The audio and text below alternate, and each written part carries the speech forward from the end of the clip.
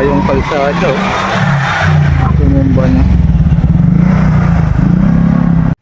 Tuwing pupunta ako dito sa Wawa, dito ako nakain sa Gwyneth Lomi House.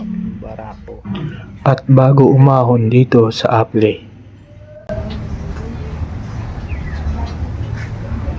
Lakas ng agos. Lakas ng agos ngayon dito sa Wawa.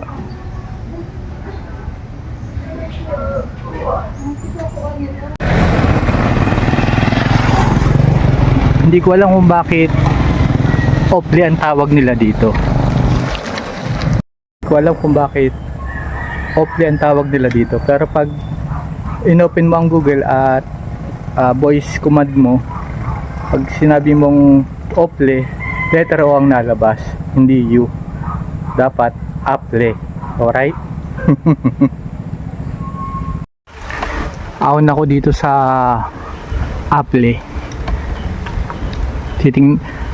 Dati kaya kong isang kamay sa MTB 10 speed. Dito hindi ko kaya magsisigsag ako dito sa 8 speed ng gravel. Okay. Ayun pa. Wala pa ako sa kalahati. Pahinga muna ng konti.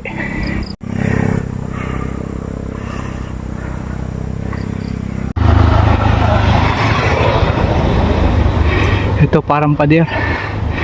Yan. Parang pader.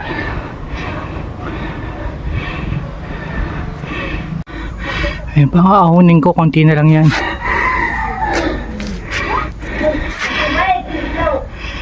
Kita dito ang J Castle.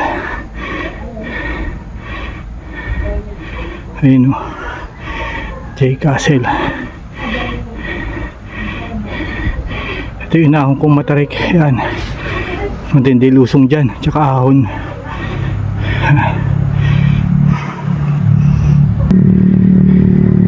Yan yung truck oh.